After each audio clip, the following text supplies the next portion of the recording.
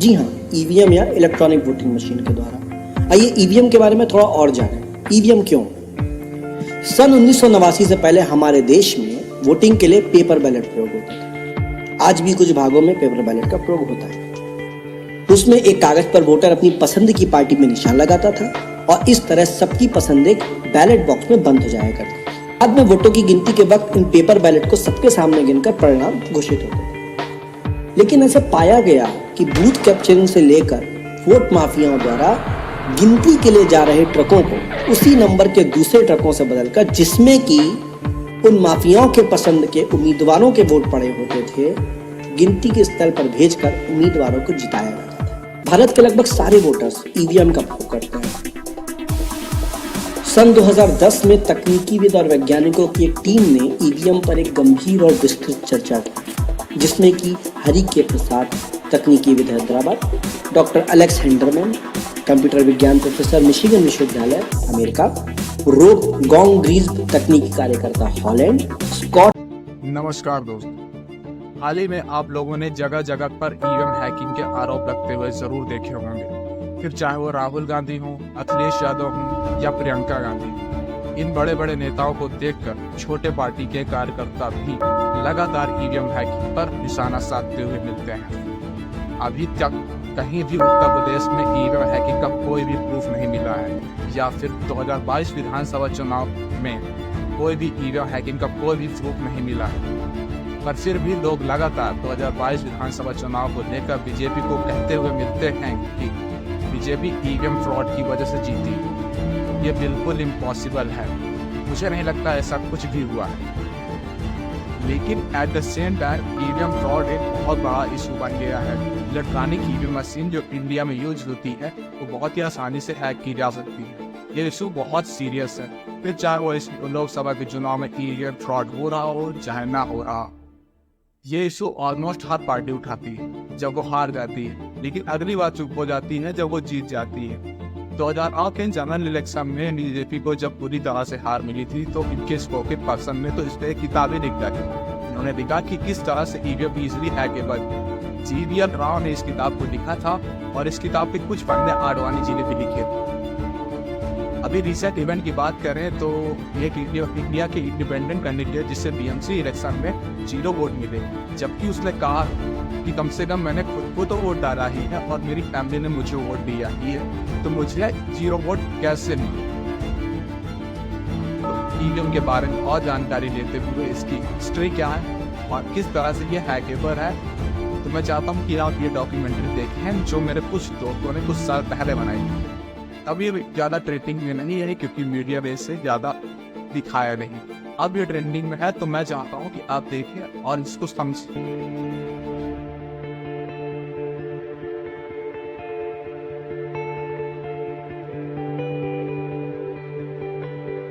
नमस्कार, मैं इस देश का एक आम आदमी हूँ और आपसे कुछ जरूरी और गंभीर बातें करना चाहता हूँ। ये हमारा भारत देश है और भारत एक लोकतांत्रिक देश है। लोकतांत्रिक यानी जनता का राज। लोकतांत्रिक कैसे? क्योंकि हम हर 5 साल में वोट डालकर अपने देश का नेता चुनते हैं, जो कि चुनकर आने के बाद हमारी नुमाइंदगी करता है और हमारे देश को 5 साल तक चलाता है। अब बड़ा सवाल ये है कि इस देश में वोट डालने की प्रणाली पारदर्शी और त्रुटि रहित है कि नहीं, क्योंकि इसी के सवाल के उत्तर पर पूरा लोकतंत्र टिका है। तो आइए देखें कि हम वोट कैसे डालते हैं। जी हाँ, ईवीएम या इलेक्ट्रॉनिक वोटिंग मशीन के द्वारा। आइए ईवीएम के बारे में थोड़ा और जानें। ईवीएम क्यों? सन 1989 से पहले हमारे देश में वोटिंग के लिए पेपर बैलेट प्रयोग होते थे। आज भी कुछ भागों में पेपर बैलेट का प्रयोग होता है। उसमें एक कागज पर वोटर अपनी पसंद की पार्टी में निशान लगाता था और इस तरह सबकी पसंद एक बैलेट बॉक्स में बंद हो जाया करती थी। और बाद में वोटों की गिनती के वक्त इन पेपर बैलेट को सबके सामने गिनकर परिणाम घोषित होते थे। लेकिन ऐसा पाया गया कि बूथ कैप्चरिंग से लेकर वोट माफियाओं द्वारा गिनती के लिए जा रहे ट्रकों को उसी नंबर के दूसरे ट्रकों से बदलकर, जिसमें कि उन माफियाओं के पसंद के उम्मीदवारों के वोट पड़े होते थे, गिनती के स्थल पर भेजकर उम्मीदवारों को जिताया जाता था। स्थानीय स्तर पर ऐसे कई धांधली के मामले सामने आए और इन सब को रोकने के लिए 1989 में भारतीय चुनाव आयोग ने ईवीएम यानी इलेक्ट्रॉनिक वोटिंग मशीन को हरी झंडी दे दी। और ये कहा गया कि ईवीएम त्वरित, सुरक्षित और अचूक है। आइए ईवीएम को थोड़ा और गहराई से जानें। भारत के लगभग सारे वोटर्स ईवीएम का प्रयोग करते हैं। सन 2010 में तकनीकीविद और वैज्ञानिकों की एक टीम ने ईवीएम पर एक गंभीर और विस्तृत चर्चा की, जिसमें कि हरिके प्रसाद, तकनीकीविद हैदराबाद, डॉक्टर एलेक्स हेंडरमैन, कंप्यूटर विज्ञान प्रोफेसर मिशिगन विश्वविद्यालय अमेरिका, रोब गोंग्रीज, तकनीकी कार्यकर्ता हॉलैंड, स्कॉट वॉल्चकॉफ, एरिच विस्ट्रो, विद्यार्थी खोजकर्ता मिशिगन विद्यालय अमेरिका, अरुण कंकीपति, साई कृष्ण साकमुरी, बस वायागति, इंजीनियर नेट इंडिया आदि शामिल थे। और रिसर्च में पाया गया कि यदि किसी वोट माफिया को जरा भी वक्त ईवीएम का एक्सेस मिले तो बड़ी मात्रा में वोटों को बदलकर चुनाव के परिणामों को प्रभावित किया जा सकता है। आइए देखिए कैसे संभव है। मोबाइल या वायरलेस द्वारा गलत डिस्प्ले दिखाकर वोटों की गिनती से पहले स्ट्रांग रूम में क्लिप द्वारा ईवीएम से वोटों की चोरी। Let's run a small election using a real EVM. When a voter arrives, poll workers press this button to allow one vote. The voter then presses the button for their candidate and the vote is cast. Let's give each candidate 3 votes.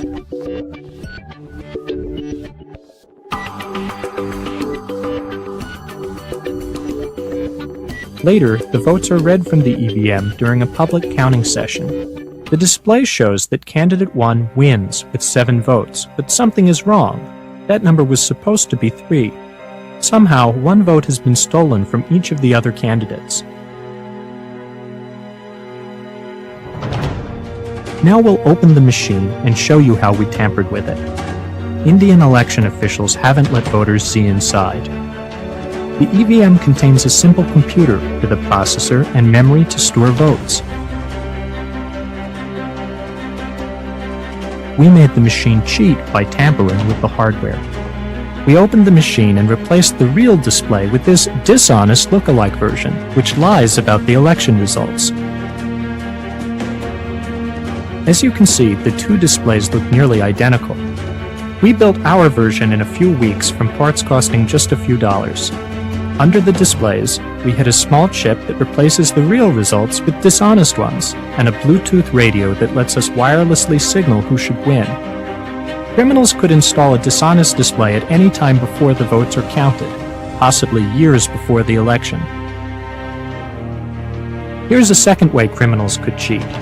They could also change votes while the machines are stored between the election and the public counting session.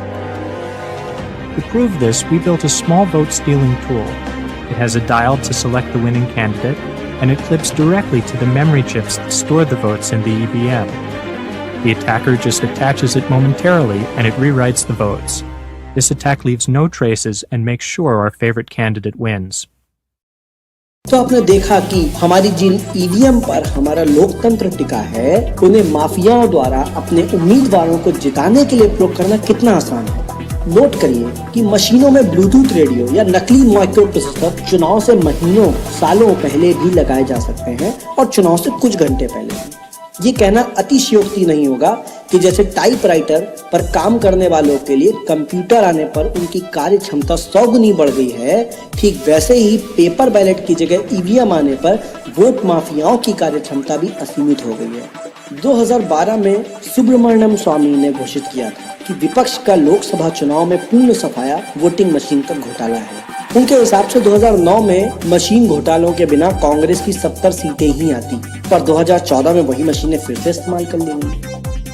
आइए EVM की विश्व पटल पर स्थिति को देखें। America में web Harris नाम की महिला ने वोटिंग मशीन का घोटाले की पोल खोली, जिसके बाद 64% अमेरिकी राज्यों में यह मशीन बंद हुई। जर्मनी में इन मशीनों को असंवैधानिक करार दिया गया, क्योंकि मशीनों से एक आम नागरिक चुनाव की प्रक्रिया को पारदर्शी तरीके से नहीं देख सकता।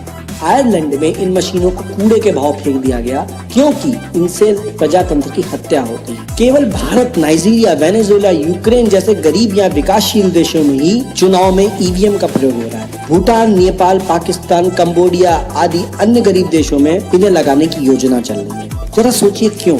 जानते हैं, गरीब देश इसलिए गरीब हैं क्योंकि अमीर देश उनकी प्राकृतिक संपदाएं लूटते आए हैं। सरकार के रूप में अपने एजेंट स्थापित करके बड़ी कंपनियां अपनी लूट जारी रखती हैं। इंटरनेट और मोबाइल आने से कागज के वोटों से हेर फेर करना मुश्किल हो गया है। इसलिए वोटिंग मशीनें लगाई गई हैं जिससे कि बिना सबूत के घोटाला होता है और पूरे विपक्ष का काम तमाम। बस फिर धोखेबाज सरकारें दनादन विदेशी निवेश और स्पेशल इकोनॉमिक जोन बनाकर विदेशियों के हाथ में देश को बेचती हैं। याद रखिए, कागज का वोट सस्ता भी है। महंगी मशीनों को 10 साल में बदलना होता है। लोगों को इन्हें चलाने के लिए प्रशिक्षित करना पड़ता है। अगर कागज की पर्ची लगाई जाए तो खर्चा अलग। इसलिए ये कहना कि कागज का वोट महंगा है सरासर झूठ है। इस तरह ये भी झूठ है कि बैलेट में बहुत कागज लगता है। 5 साल में बैलेट में जितना कागज लगता है उतना हम एक दिन में अखबार छापने में खर्च कर देते हैं। कागज बचाना है तो कहीं और बचाया जा सकता है। वोट जैसी कीमती चीज के साथ समझौता करना उचित नहीं होगा। इन मशीनों के साथ अगर पर्चियां भी लगा दी जाए तो भी धोखा जारी रह सकता है। पर्चियों को हाथ से गिनना होगा तो कागज के वोटों को क्यों नहीं गिन लेते? हर भारतीय का कर्तव्य है कि वो वोटिंग मशीन के खिलाफ अभियान छेड़े। हेराफेरी कागज के वोट से भी होती है, लेकिन उसका पता लगाना संभव है। हजारों बोगस वोटों को छापना पड़ता है, फिर बूथ तक लाना पड़ता है। स्टिंग करके पोल खोलना आसान है, दोबारा चुनाव की मांग भी की जा सकती है। हम और आप क्या कर सकते हैं? अपने चुनाव क्षेत्र में आप 64+ स्वतंत्र उम्मीदवारों को खड़ा करें तो इन मशीनों को हटाकर कागज के वोटों को ला सकते हैं, क्योंकि मौजूदा मशीन सिर्फ 64 उम्मीदवारों के वोट गिन सकती है। आप जिस भी पार्टी का समर्थन करें, अपनी पार्टी से मांग करें कि निष्पक्ष चुनाव के लिए कागज का वोट वापस लाएं। साथ ही अपने परिवार, मित्र, मोहल्लों में ज्यादा से ज्यादा लोगों को इस मुद्दे पर जागरूक करें और सोशल मीडिया पर शेयर करें। ये देश हमारा है और हम इस देश के भाग्य विधाता हैं और अपने हक की लड़ाई हमें खुद ही लड़नी होगी। लोकतंत्र को व्यवसाय समझने वाले लोग आपको कभी इस मुद्दे पर एकजुट नहीं होने देंगे, क्योंकि यही उनकी ताकत है। इसकी पहल आपको ही करनी होगी और अंजाम तक आपको ही ले जाना होगा। तभी हम गर्व कर सकेंगे कि भारत एक लोकतांत्रिक देश है। जय हिंद, जय Bharat. Well, in the words of Stalin, he says, those who cast the votes decide nothing. It is those who count the votes who decide everything. तो आप लोगों ने देखा कि कैसे ईवीएम किसी भी डेवलपमेंट कंट्री, किसी डेवलपमेंट डेमोक्रेसी में यूज नहीं किया जाता, बल्कि उसकी जगह बैलेट पेपर का यूज किया जाता है। अभी कुछ साल पहले सुप्रीम कोर्ट ने भी इलेक्शन कमीशन को ऑर्डर दिए थे कि बैलेट पेपर का यूज करें, ताकि उन पर भी पब्लिकली प्रेशर ना पड़े।